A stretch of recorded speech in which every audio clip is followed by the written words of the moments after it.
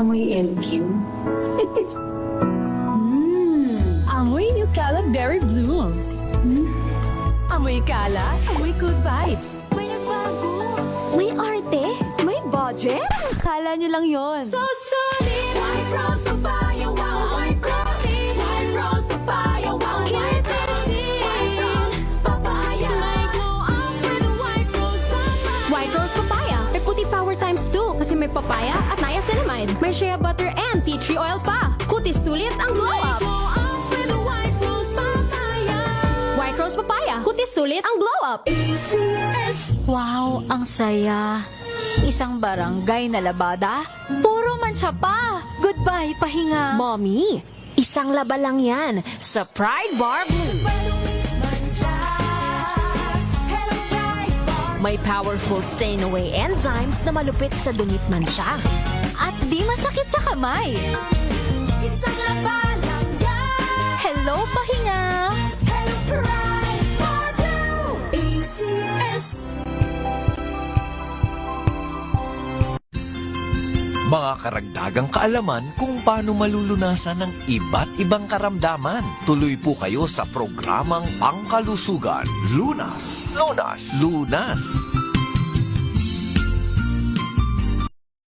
Magandang gabi Luzon, Visayas at Mindanao. Ito po ang programang Lunas, isang oras na talakayan tungkol sa ating katawan, sa ating kalusugan at mga dapat tandaan para mas maging healthy po tayo or mawala yung ating mga nararamdamang sakit-sakit sa katawan. Kasama niyo po sa isang oras sa discussion, ako nga po Cheska San Diego Bobadilla at ngayon privilege tayo na makasama ang ating medical doctor. Siya po ang chairman ng Public Health Unit at siya po ay nasa Ospital ng Maynila. Maraming pinagkakaabalahan si Doc doon, maraming kabisihan. At bukod doon, siya po ay isang celebrity doctor. Ang doktor ng bayan, ang artistang doktor. Kasama natin si Dr. Ray Salinel Jr. Doc, magandang gabi po sa inyo. Magandang gabi sa iyo, Chess. Nice to be back. Oo. At si Doc, madalas nyo rin namang nakikita ito sa mga teleserye. Doktor pa rin siya talaga doon. At sa totoong buhay, talagang doktor si Dr. Ray Salinel Jr. So, Doc, may mga ganong appearance ka, di ba? Oo, kalalabas ko lang sa Totoy Bato ng TV5. Oo. At previously, marami na si Doc Marami na sobra. teleserye, pelikula. Pero sa totoong buhay, ikaw talaga yung nagsisave ng buhay, Doc. Oo, side hustle ko lang po yun. Oo. Doc, ikaw ay infectious disease specialist. Okay. Tayo ay pinalad po na right after my training ng diplomate and fellowship, diplomate and ng fellow ng Philippine Academy of Family Physician. Family physician po tayo. Okay? And then after that, naging chief president tayo 1997. 1998, lumipat ako ng San Lazaro Hospital. Okay, para magpakadalubhasa sa infectious diseases. Okay. So pag sinabi niyo po infectious diseases, talaga naman po lahat na po TB, dengue, malaria, pneumonia, hepatitis, Ibig yung mga lahat na- nakakahawa. mga nakakahawang sakit po, Okay. mga infection sa balat, whatever. Yan po. And then, nung malapit na akong gumraduate ng infectious disease, sinuwari tayo makakuha ng fellowship grant ng training for diabetes education. Ayan, sa UERM naman yan. Kaya Institute nagkaroon ka for ng Studies on Diabetes Foundation. immersion at practice din sa mga diabetic. Oo. Kasi sabi ko sarili ko, para ang gandang combination kasi nung diabetes saka infectious Totoo, Doc. disease. No? Oo. Kaya naman, 2001 ako nakapagtapos ng diabetes. 2000 ako gumraduate ng infectious. 2001 ako ng diabetes education. Then right after that, private practice na tayo. And then, medyo 2004-2005, medyo sinuwerte tayo makapasok sa radio broadcasting. Doon na nag-umpisa. Parang ang bilis, bumulusok bigla after nakita ko ng mga may-ari ng mga kung ano mga ano diyan. Pwede ba namin Yung mga brands. Oo. Pwede ka ba naming invite? Pwede ka ba namin maging ambassador? Pwede ka ba namin maging consultant? Yung mga ganon tipo. So, dire-diretso na 'yon hanggang sa ngayon. Laglay lang ako nung pandemya. Oo, at the same time, syempre, nagsara din kasi yung ABS-CBN. Oo, tayo po magkakasama po tayo sa, syempre, Salamat Doc, Magandang Buhay, Umagang Kay Ganda, yung mga ganon. And then, sinuwerte tayo, yung ating pong gwapong Yorme, nagulat ako, binigyan ako Aguinaldo, na-promote ako na medical specialist 2. bagong ospital ng Maynila. At tuloy-tuloy na, Doc, no? Diretso na. Nabigyan Parang ka ng dumami mga na yung mga expectations, responsibilities, diretso na tayo. mas mataas na responsibilidad. Pero hindi pa rin nakakalimutan ni Doc na paalalahanan yung ating mga viewers and listeners Oo. on air at saka yung mga online din Oo, ngayon. when I said na the radio broadcasting, sinuwerte po ako. Ako na po siguro pinakamaswerte po nakasama ko si Tia Deli. Dito. Correct. Dito oo. sa DZRH. Yung mga maagang Yeah. genre nang nag-umpisa sa radio broadcasting. Ngayon kasi, Doc, di ba, may TikTok, may mga Oo. Facebook.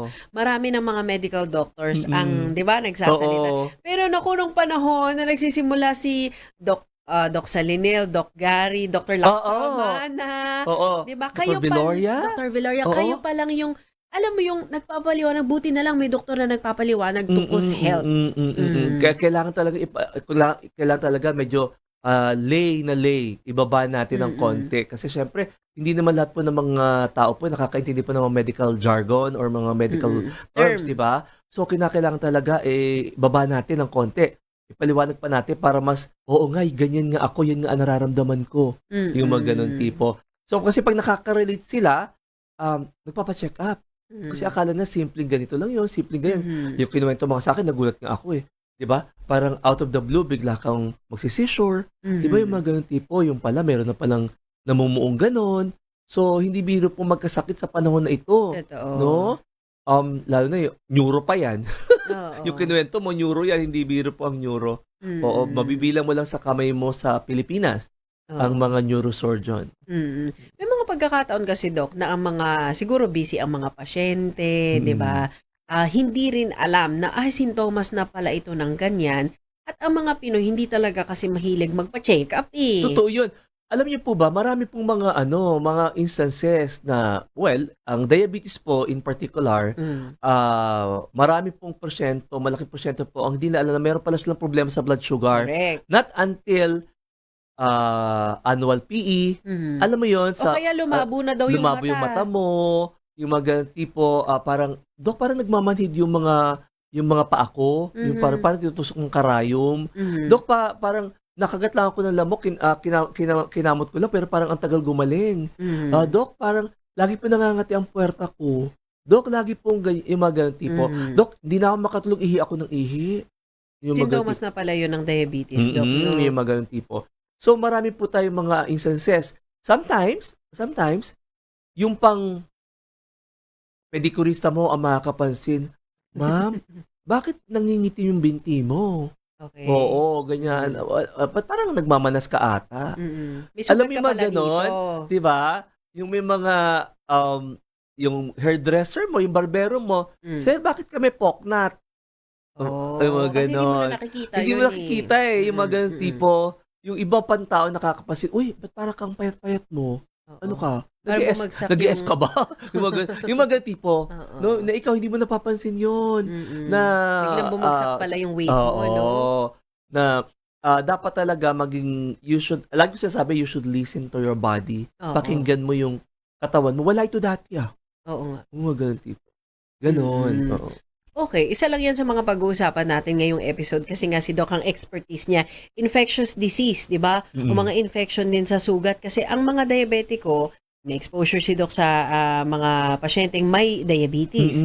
So may mga diseases or may mga sugat na parang na-infect, hindi gumagaling, nakahahawa din ba ito? Yan ang mga pag-uusapan natin ngayon. Saan ka pwedeng kontakin, Doc, puntahan, sakaling may mga tanong sila na siguro hindi na nila matanong dito Oo. on air and online. Right now, syempre, alam naman po niyo yung aking social media account, Facebook, Messenger, Instagram, TikTok. Ayan, makita niyo, Reynaldo Lemos Salinel Jr. Ako'y nakipag-partner sa aking kaibigang si Armsed Cantuba, yung aking wound nurse, no? Specialist po natin, Langas Wound Clinic. Nandiyan ako okay. sa Rafael Alunan, corner Taft Avenue, Barangay 719. Nandiyan na po tayo. Mamaya po i-announce po natin yung ang number po ng aking pong secretary para kung gusto niyo po na magpakonsulta, pwede niyo pong puntahan. Pwede niyo po tawagan para po makipag-appointment po tayo. Yung Langas Wound Clinic po, yung kapartner po natin, diyan sa Rafael Alunan, corner Taft Avenue, Barangay Mm. 719, Malate. Okay. So yung dito previously mo, Doc, dito sa Buendia, nandun pa? Wala na, nagpaalam na ako okay. doon kasi lumiit na yung pwesto ko doon. Ang dami kasing pasyente. Oo, lumiit na. Naghanap na ako na medyo maluwag-luwag ng konti at dito nga tayo nakipag-partnership sa Langas Wound Clinic. Oo. At sa ospital ng Maynila, although ikaw medyo admin na yata yung work mo doon, pero nagkiklinik ka ba sa ospital ng Maynila? Sa Hospital ng Maynila kasi, tayo po ay libre kasi doon eh. Di ba walang binabayaran ng pasyente po doon? Andun tayo tuwing umaga. Tayo consultant din po, training officer tayo ng practice-based family med program ng Manila Doctors Hospital. Okay. So, nag-a-admit ako ng pasyente din doon. So, kung may pasyente akong naka-admit, yan, nag-rounds tayo every day. So, ayan po ang mga schedules ni Doc. Mamaya ulitin natin sa ating pagbabalik para kung may na-miss out kayo or gusto nyo talagang personal na magpa-schedule, di ba, pumunta sa'yo, alam na natin kung saan natin pupuntahan si Dr. Ray Salinel Jr. Siguro magbe-break tayo, Doc, ng maaga para mas mapaliwanag natin yung mga nakakahawang sakit at saka yung mga sugat na kailan ba dapat gagaling yan, ilang araw dapat, paano ba nililinis yan? May sabon ba dapat o wala? Tubig lang? Yung mga questions na yan. Ano? Pag-uusapan po natin matapos lamang ang ilang paalala. Ito po ang programang Lunas. Kasama nga po natin si Dr. Ray Salinel Jr. At tabay lang po kayo at kami ay magbabalik matapos lamang ang ilang paalala.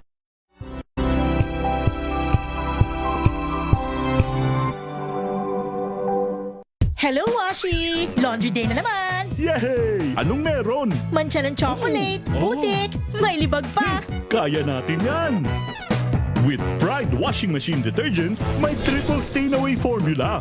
Tanggal ang makapit, madikit, at malupit na dumit mancha. Kaya easy-easy ang labada. Mula noon hanggang ngayon! All you need is pride. All you need is pride. ACS.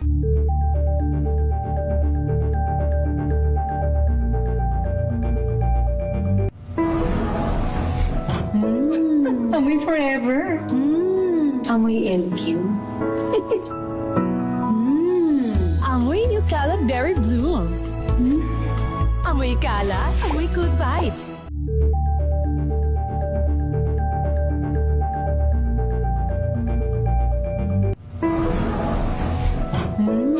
Amoy forever. Amoy LQ. Amoy New Cala Berry Blooms. Amoy Cala, amoy good vibes.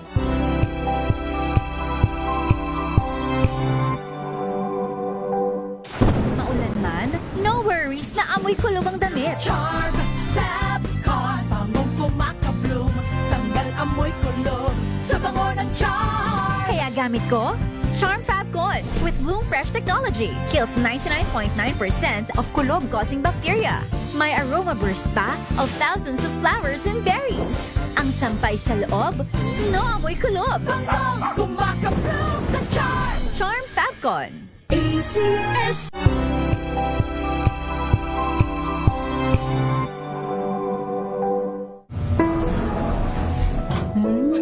Amoy forever.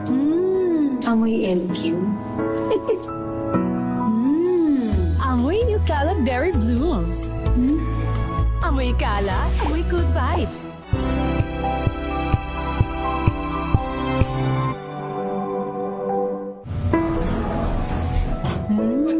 Amoy forever. Amoy LQ. Amoy New Cala Berry Blooms. Amoy Cala, amoy good vibes.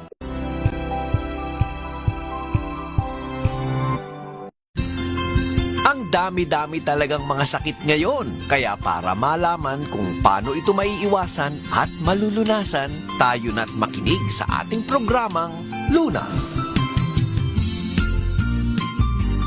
Balik tayo sa ating talakayan sa programang Lunas. Kasama po ninyo, Cheska San Diego Bobadilla. At syempre kasama natin si Dr. Ray Salinel Jr. Doc, pinag-uusapan natin bilang ikaw ay sabi mo nga may exposure ka at ang hawak mo din karamihan yung mga may problema sa blood sugar. Yan. At ikaw din, ang expertise mo ay nasa infectious diseases. Oo. So talagang medyo kawing-kawing ata yung mga nararamdaman nila, Doc, no? Marami. Sa ngayon kasi binabati natin, syempre, andyan pa rin dengue, meron pa rin tayong tigdas, meron pa rin tayong leptospirosis kasi may mga baha-baha pa rin po tayo.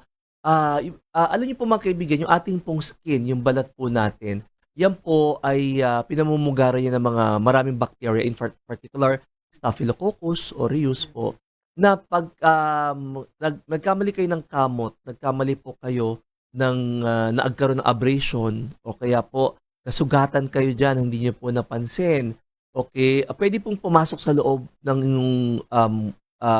sistema, yung pong Staphylococcus aureus, pag-uumpisan po yung mga pagnanaknak, no? Iba naman po yung mga stasis ulcer or stasis ulcer tinatawag po natin dahil po sa mga vascular problem na kung saan dahil po sa kumipat na po yung lagusan ng sirkulasyon, naghahanap na po siya ng lalabasan po na presyon, pumuputok yung po mga binti. Bigla ka nagkakasugat yan, nagugulat ka na, bigla ka nagkasugat. Yung mga ganun tipo. Ayan, at kasabay niyan, dahil nga po nasa ibabaw ng skin natin yung staph, ayan, mag-uumpisan po yan ng mga infeksyon sa balat, no?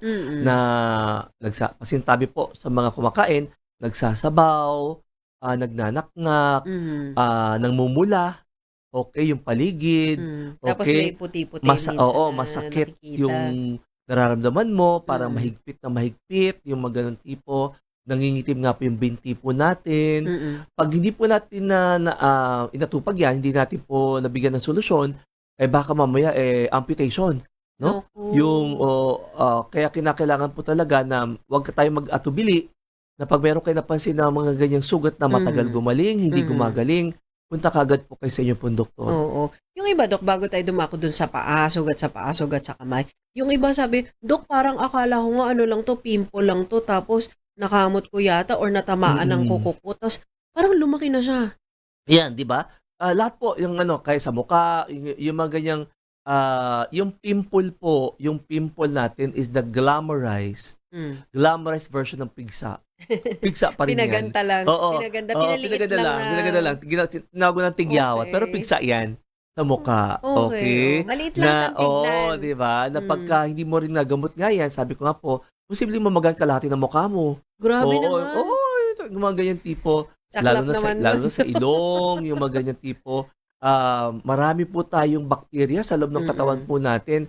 Pag humina po resistensya po natin, nako, lalabas at maghahasik yan ng lagim sa ating pong kalusugan. Oo, bukod dun sa sinasabi lalo na ng mga dermatologist din, na once ang balat sa muka, mas sensitive yan compared to the rest of the body. Na kapag ka nagkaroon ng infection, nagkaroon ng sugat, hindi din gano'n naghihilom na, yung parang may marka na talaga, oo. Dok, no? Totoo yun. Kasi ito yung constantly naka-expose, no?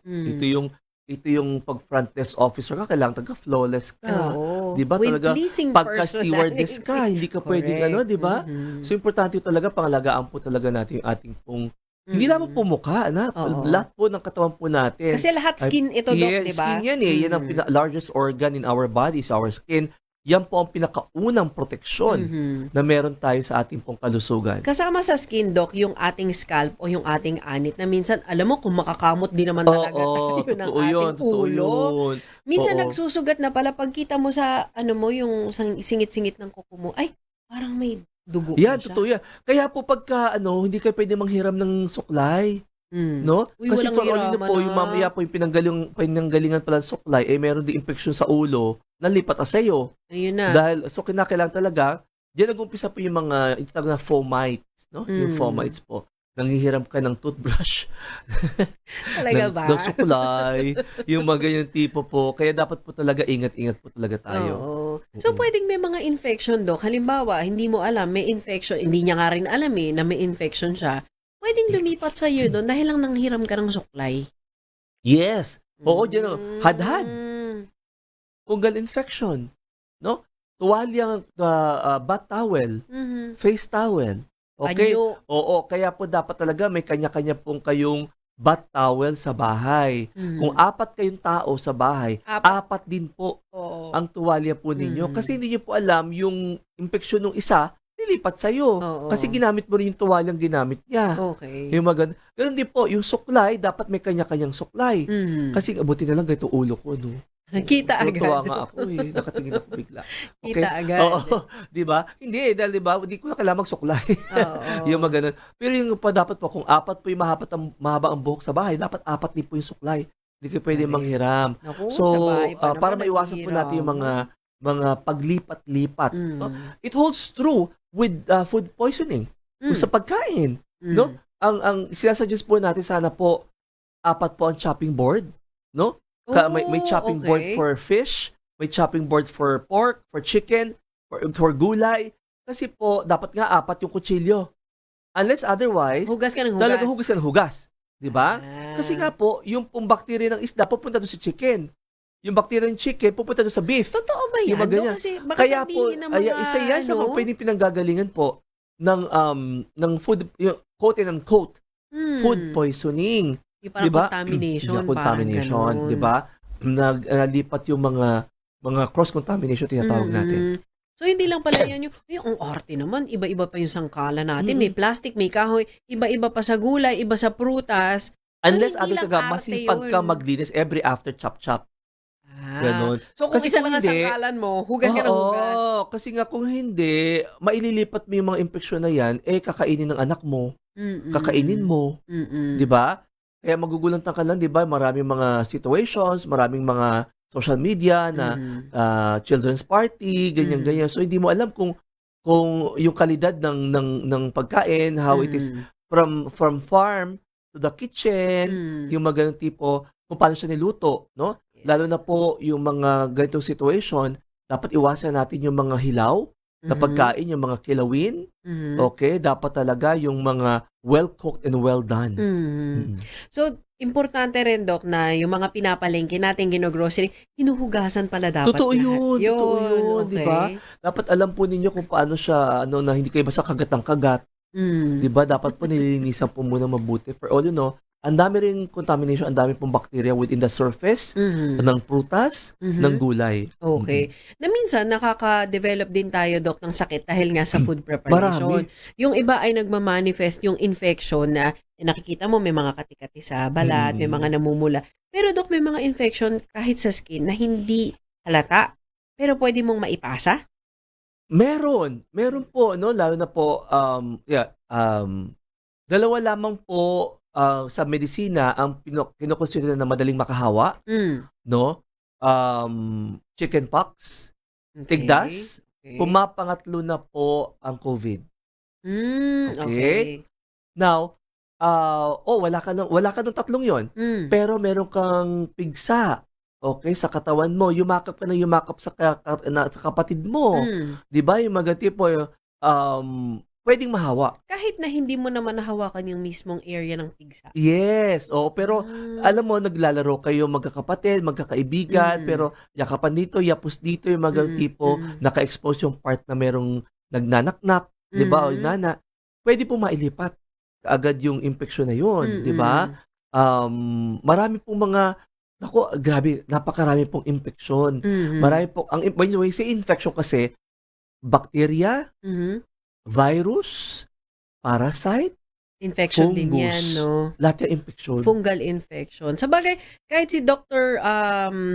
Noel Laksamana, yung ophthalmologist, parang pinoint out niya rin yan na yung sa may mga sore eyes, sabi niya, hindi totoo yun na pag tinignan Oo, yung hindi totoo sore yun. eyes, mahawa ako. Pero, Pero sa kamay. yun pala kasi baka daw kinuskus niya yung mata niya, Oo. tapos naglaro kayo. Naglaro kayo. So- O kaya, syempre, naggusto sa mata mo, hinawakan mo yung doorknob ng bahay mo, hinawakan yung mga niya. hotspot sa bahay, switch ng ilaw, yung mga hinawakan niya, ikaw naman, hinawakan mo rin naman, naggusto sa mata mo, lipat na. Ganun kagad. O kaya, yung cellphone niya, pinakialaman mo, Oo. ginagamit niya yun.